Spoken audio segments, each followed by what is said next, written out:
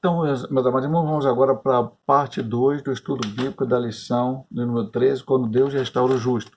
Na primeira parte do vídeo, nós estudamos a introdução e o ponto 1. Agora vamos para o ponto 2, a intercessão de Jó, a ira de Deus. Após ter se dirigido a Jó, o Senhor volta-se para Elifaz, o temanita. A minha ira se acendeu contra ti e contra seus dois amigos, porque não disseste de mim o que era reto, como o meu servo Jó. Estas palavras dizem muito sobre o conteúdo teológico do livro de Jó. Demonstram que as exposições feitas pelos seus amigos não eram todas verdadeiras, pois partiam de premissas falsas. Eles não apenas acusaram o patriarca, mas associaram o seu sofrimento a algum pecado cometido por ele. Jó havia se humilhado, mas não do que lhe acusavam. Ele humilhou-se a respeito das suas falas precipitadas, que revelavam orgulho e falta de um bom senso. Em outras palavras, ele errou durante o seu sofrimento, mas não por conta de pecados cometidos antes do atual sofrimento. Havia muito no Antigo Testamento, e às vezes até no Novo Testamento, entre os hebreus, que as pessoas sofriam por causa de algum pecado. Em João capítulo 9, os discípulos chegaram para Jesus e perguntaram sobre um cego de nascença. Quem pecou para que esse nascesse cego? Ele ou seus pais. E até brinco de vez em quando, fala com os irmãos, que é uma palavra até estranha, porque como o cego teria pecado para nascer cego? Se ele nasceu cego, como ele pecou? Porque a ideia estava muito arraigada. E ainda hoje muita gente pensa assim. Mas não temos que julgar os nossos irmãos, temos que orar por eles. Se você verdadeiramente tem a certeza que teu irmão está em pecado, você tem a certeza, ele confessou, ele falou, ou se for uma verdadeira revelação de Deus, não achismos, como foi falado na parte anterior, então você vai chegar particularmente para o teu irmão, quando eu digo irmão, irmão em Cristo, né? Vai conversar com ele, vai orar com ele, vai tentar ganhar aquela situação para que ele se arrependa, para que ele faça a vontade de Deus, e não tentando destruir esta vida, acusando do seu pecado e fazendo com que ele, em vez de se humilhar diante de Deus, ele se entristeça e saia da presença do Senhor. Muitas vezes nós acabamos fazendo isso. Não nos comportamos como Cristo se comportou diante da mulher adúltera, vamos colocar assim, né? Aquela história que se conta, que os judeus ali, as pessoas, levaram aquela mulher e falaram para o Senhor. Moisés mandou apedrejar. Ela foi pega adultério. Interessante, como sempre já foi falado, vários pregadores falaram, só trouxeram a mulher. Cadê o homem? Porque ninguém adultera sozinho, mas trouxeram só ela. E disse a Moisés, mandou apedrejar. E aí Jesus continuou escrevendo, eles ficaram assim, mas Jesus não vai responder. Depois Jesus se levanta, olha para eles e diz assim, aquele que não tiver pecado, atire a primeira pedra. Jesus estava dizendo o quê? Não, ela pode continuar adulterando. Não, ela está certa, ela faz o que ela quer, o corpo é dela, não tem que se meter, você não tem que se meter na vida dela. Não, não é isso que Jesus estava dizendo. Porque depois que Jesus, todo mundo saiu, ele olhou para ela e disse, ninguém te acusou, porque saiu todos. Ele falou, também não vou não. Agora ele disse, espera, vai e não peques mais. O que Deus quer que nós façamos é nos arrepender. Eu acredito que Jó, por exemplo, nunca mais. Jó não havia pecado. Aqui eu disse, acusaram Jó, você pecou, por isso que você está passando isso, Jó, olha só, tá. E aí ele diz, não, Jó se arrependeu, se humilhou, não do que ele tivesse cometido antes para aquilo acontecer. Ele se humilhou pelaquela situação naquele momento, dele, ao ser acusado pelos seus amigos, falar palavras que feriram até a sua própria fé, né? Porque ele acreditava em Deus, ele acabou falando coisas que não eram verdade. Isso eu falei que eu não conhecia. Falou coisa de Deus que eu não conhecia. Lógico que não foi igual aos seus amigos, ele não blasfemou em momento nenhum. Então, cuidado, aqui o ponto é bem claro nisso, nós temos todo esse cuidado. Aqueles homens ficaram acusando Jó, sem prova nenhuma. E quanto mais Jó se defendia, mais eles acusavam. Nós vimos aí a teologia de Elifaz, a teologia de Bildad de Zofar, em lições anteriores. Agora vamos para o 2.2. o pecado dos amigos de Jó, representado por Elifaz, o mais velho, o pecado dos amigos de Jó, foi evidentemente exaltar a justiça de Deus, mas limitar seu poder soberano. Para eles, todo sofrimento deveria ser uma consequência de um juízo divino, como resposta a um pecado praticado. Como o livro de Jó demonstra, quando dentro dos propósitos de Deus, o sofrimento é uma manifestação de seu amor e graça e não uma forma de punição. Paulo corrobora esse princípio quando diz que nos foi concedida a graça de padecermos por Cristo e não apenas de crermos nele. Filipenses 1:29. Nisso os amigos de Jó pecaram e por isso precisavam da intercessão do homem de hoje. Então eles falaram de um Deus que, como diz aqui, né, justo. Deus é justo, pastor? É lógico que é justo, meu marido. É lógico que Deus é justo. Mas não é a minha justiça e a tua justiça. Não é como nós pensamos, nós temos limitações.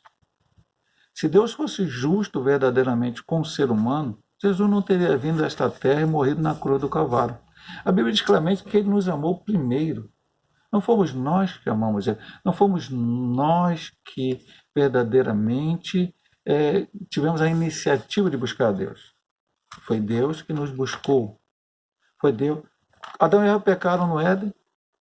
Eles não foram correr a Deus, não pediram a Deus para vir. Deus é que apareceu, como sempre aparecia, e foi conversar com eles e cobriu a sua nudez de uma forma correta, matando aquele animal, prefigurando a morte de Cristo na cruz do Calvário. Deus procurou a Caim e disse a ele: cuidado, já pecado jaz a porta, cabe a ti dominá-lo. E assim foi na vida de todos os homens de Deus. Deus permite que nós sejamos tentados porque ele deu o livre-arbítrio para nós. Deus não tenta, é o diabo. Mas ele não deixa que ele, como já falamos na introdução lá no início, mas que sejamos tentados além das nossas forças. Então, qual é o pecado deles? Bom, Deus é justo. Deus é justo? É. Mas ele é soberano, ele faz como ele quer. Ele faz como ele quer. Se eu vivesse e você vivesse naqueles dias em que Saulo vivia, talvez o nosso coração tivesse muita dificuldade de perdoar Saulo. Porque ele matava os cristãos, permitia que os cristãos sejam mortos, prendia os cristãos, fazia uma coisa. Deus foi lá e salvou ele. Ele não se arrependeu primeiro e disse: puxa, Senhor, ele não foi procurar uma igreja, né, entre aspas, não existia igreja naquela época, assim como nós entendemos hoje. A igreja já estava estabelecida, mas os irmãos reuniam em casas e tal. E diz: olha, eu me arrependo, eu fiz tudo contra a igreja, agora eu quero ser um cristão, me batiza aí. Não, ele simplesmente estava a caminho de Damasco para perseguir os cristãos, mas o Senhor apareceu a ele. Assim, aprove o Senhor fazer desta forma? Eu vou questionar a Deus? Deus é amor. Ele é justiça, é soberano, mas ele é amor. E isso é que era o erro dos amigos de Jó. O erro deles crasso. Até o próprio Paulo, que nós estamos citando aqui, primeiro ele diz assim: como no livro de Jó demonstra, quando dentro dos propósitos de Deus, o sofrimento é uma manifestação de seu amor e graça e não uma forma de punição. Agora, irmão, tem uma lição que eu falei assim: quando Jó amaldiçoou o dia do seu nascimento, ele não sabia o que viria depois. Se ele soubesse, ele não teria amaldiçoado, porque Deus mudou tudo aquilo, transformou de uma maneira tremenda, como eu vi aqui no ponto 3. Então, às vezes, a gente não entende. Jó estava muito bem, depois Jó estava muito mal e voltou a estar muito bem. Nossa vida é assim. Hoje você pode estar passando por uma luta, amanhã você vai estar passando por vitória, depois uma outra luta. Mas Deus não deixou de ser Deus. Ele não deixou de te amar, ele não deixou de estar ao teu lado, porque o Senhor Jesus Cristo prometeu: eis que estou convosco todos os dias até a consumação dos séculos. Esse foi o erro dos amigos de Jó e nós temos que ter o mesmo cuidado conosco para não cometermos o mesmo erro. A oração de Jó, porque esse capítulo, esse ponto aqui, não melhor dizendo, é a intercessão de Jó. Deus dirige seus amigos de Jó e aconselha-os a irem ao patriarca para que este interceda por eles. Esse episódio mostra que uma teologia errada, evidentemente, conduz para uma crença igualmente equivocada. Os amigos de Jó defenderam Deus de forma enérgica e sincera, mas errada. O sofrimento do patriarca não veio como uma punição, mas como provação. A fidelidade de Jó foi provada por Deus e ele foi aprovado pelo Criador, pois continuava íntegro e com seu caráter reto, conforme sua humilhação demonstrou. Agora esse homem, outrora acusado de pecador pelos seus amigos, o socorrerá como um meio de oração. Aqui há muitas coisas para pensar. Eu disse, quando conto na igreja, veja até falado aqui nessa lição, não me lembro, que eu, quando jovem ainda, lá em Santa Marta, que era uma congregação dirigida pelo falecido presbítero Manuel de Souza, ele convidou o falecido reverendo presbiteriano Roosevelt Emerick para pregar um trabalho lá na congregação. Eu estava no sábado à noite, e Roosevelt Emerick pregou sobre Deus mudou o cativeiro de Jó quando orava para os seus amigos. E eu sempre falo sobre isso. Quando eu prego esse texto, eu faço outras citações. Jó estava cheio de chagas ainda. Eu creio desta maneira. Jó estava cheio de chagas ainda, estava totalmente ainda com a sua doença. E Deus chegou para Elifaz. Deus não chegou para Jó. Deus chegou para Elifaz e falou assim: vocês querem ser perdoados pelas besteiras que vocês falaram? Quase heresias? Vocês vão até Jó para ele interceder por vocês. Eu vou ouvir ele. Ele foi. A Bíblia não chega a dizer que Deus falou a Jó. Jó, os seus amigos vão vir aí, você ora por eles. Diz que falou para Elifaz. Elifaz foi. Sabemos que Deus falou de Jó, se Jó ouviu como Deus falou de Elifaz. Não sabemos, a Bíblia não diz isso. Mas eu sei que Jó foi e não... nós, muitas vezes hoje, que nós falamos, eu orar para o pessoal que está me acusando, o pessoal que está me chamando de pecador, eu interceder por eles, eu perdoar eles. Não posso não. Não, meu amado irmão, Jó ele entendeu tanto a vontade de Deus, ele conheceu tanto a Deus numa experiência, que agora não estava preocupado mais com ele, Jó. Ele esqueceu de si próprio. Ele ficou muito tempo falando, eu queria comparecer diante de Deus, eu queria me defender, eu queria falar. Aí aconteceu, Deus apareceu a ele teve a oportunidade. Só que ele ficou calado, Deus falou, ele ouviu, e no final ele apenas confessou, como viu na primeira parte, no ponto 1, que ele não conhecia, ele falou de besteira, eu falei que eu não conhecia. E agora ele estava tão modificado, que este é o objetivo da prova, é moldar o nosso caráter, moldar a nossa vida, para que nós possamos estar cada dia mais de acordo com a vontade de Deus. E aí ele foi e orou para os seus amigos, não falou nada. A Bíblia não diz que ele falou nada. Ele foi lá, ele ofereceu o sacrifício, ele orou a Deus, e Deus perdoou os seus amigos. E naquele instante que ele estava orando, Deus limpou todas aquelas suas chagas e ele ficou curado. Depois nós vamos ver os outros tipos de restauração que ele teve, a mudança da situação.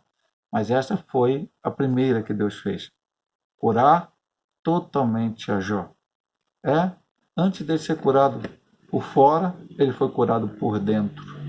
Deus agiu no seu interior e agora ele estava pronto para receber a cura, para receber a bênção do Senhor. Vamos estar sempre, meu amado irmão, ligado a Deus. Satanás vai sempre colocar nos nossos corações algumas coisas que Deus não quer que nós tenhamos em nossos corações. Mas temos que tirar isso, lançar isso fora e tentar fazer a vontade de Deus. Somos perfeitos? Não somos, porque ainda estamos ligados a este corpo. Mas estamos caminhando, como a Bíblia diz lá no Novo Testamento, para a estatura de varão perfeito, que vamos alcançar o dia que Cristo arrebatar a sua igreja, quando nós vamos receber um corpo glorioso e estar para sempre com o Senhor. Vamos agora então para o ponto 3, a restauração de Jó. A restauração moral e espiritual. A restauração de Jó acontece primeiramente nas dimensões moral e espiritual. Convém destacar que as bênçãos recebidas por ele devem ser vistas como uma restauração e não retribuição. Não há uma teologia de retribuição no livro de Jó, onde o ímpio é sempre punido e o justo sempre recompensado. A mensagem de Jó é diametralmente oposta a este princípio. A lição moral e espiritual do livro é que Deus abençoa os homens porque os ama, e não porque estão envolvidos numa troca de favores em que prevalece uma barganha espiritual. Não, de forma alguma. Deus não barganha. Deus não tem troca-troca com Deus. Eu dou uma coisa, Deus me devolve. Já lemos aqui uma das lições, Romanos, eu não me lembro agora direito o capítulo. Vou pegar aqui a Bíblia, vou ler de novo para os irmãos. Esse texto que já lemos em uma das lições anteriores, mas é bastante interessante nesse sentido de alguém que não pensa numa barganha. Aqui achei aqui, Romanos 11, a partir do 33. Ó a profundidade da riqueza, tanto da sabedoria como da ciência de Deus. Quão insondáveis são os seus juízos e quão inescrutáveis os seus caminhos. Agora preste atenção. Que quem compreendeu o intento do Senhor, ou quem foi seu conselheiro, ou quem lhe deu primeiro a ele, para que lhe seja recompensado, porque dele e por ele e para ele são todas as coisas. Glória, pois, a ele eternamente. Amém. Quem deu primeiro a Deus? Eu não posso dar nada a Deus, não tenho nada para dar. A Bíblia diz no Salmo 24, do Senhor até tudo que nele há, inclusive eu, inclusive você, inclusive nós, inclusive Jó, inclusive Davi, Paulo, Pedro, Ana, todos nós somos de Deus. Até o ímpio, também ele não entende, não compreende. Todos somos criaturas de Deus. Filhos é aquele que aceita Jesus, como está lá em João capítulo 1, 12. Veio para que os seus não receberam, mas todos aqueles quanto receberam, Deus deu o poder de serem feitos filhos de Deus, a saber, os que creem no seu nome. Então, Jó foi restaurado. A primeira restauração dele, moral e espiritual. Espiritualmente, quase que não foi nenhuma restauração. Não é que Jó decaiu. Não é que a restauração a gente pensa alguém que se restaura uma coisa que está quebrada, destruída. Então não estava. Foi uma modificação, um conhecimento maior de Deus. Uma coisa que ele tinha uma teoria que foi defendida por muito tempo, foi explanada, recebeu. Ele não estava errado por causa disso. Mas agora ele precisava ter uma experiência maior e foi pelo sofrimento que ele teve. E agora volta. Inclusive com essa questão que falamos no ponto anterior, dele chegar a orar pelos seus amigos, ainda todo cheio de chaga, ainda pobre, ainda sem filhos, ainda sem nada, da mesma forma que ele estava no nível inteiro. E aí Deus começa a mudar, Deus começa a transformar, Deus começa a agir diretamente para mudar a vida de Jó. Não é que Deus não estava agindo porque ele agia desde o início. Mas o ponto principal aqui não tem teologia de retribuição. Eu faço, Deus me manda para mim de volta. Mas eu não tenho que fazer, eu não tenho que dizimar, não tenho que ofertar, não tenho que ler Bíblia, não tenho que orar, não tenho que ir na igreja, não tenho que cantar louvores, enfim, fazer algo de Deus. Eu tenho, meu amado irmão. Mas isto não é para você receber galardão no céu. Aí é uma coisa que a Bíblia diz. Está lá em Gálatas, as obras vão ser queimadas pelo fogo, ouro, prata preciosa, madeira palifênica, mas é uma outra oportunidade, um outro estudo para estudarmos isso. Agora, dizer que Deus tem que me abençoar aqui na terra, que eu tenho. Porque no céu, meu amado irmão, a maior bênção é chegar na presença do Senhor, estar no céu, estar com Deus. Vamos aqui para o ponto 2. 2.2. Restauração social e material. A restauração de Jó também aconteceu nas dimensões social e material. As calamidades sobrevieram sobre ele, especialmente suas feridas físicas e emocionais, o expulsaram do convívio social. Ele suportou sozinho o que pensavam ser no julgamento de Deus. Mas agora, todos veem a graça divina derramada de forma abundante sobre ele. Era, portanto, a hora de voltar ao convívio social e desfrutar de tudo o que o Senhor lhe deu, pois o Senhor acrescentou Jó outro tanto em dobro tudo quanto antes possuía. A restauração que o Senhor Jesus fez na vida do ser humano leva em conta todas as dimensões da vida. Ele restaura a vida espiritual, moral, social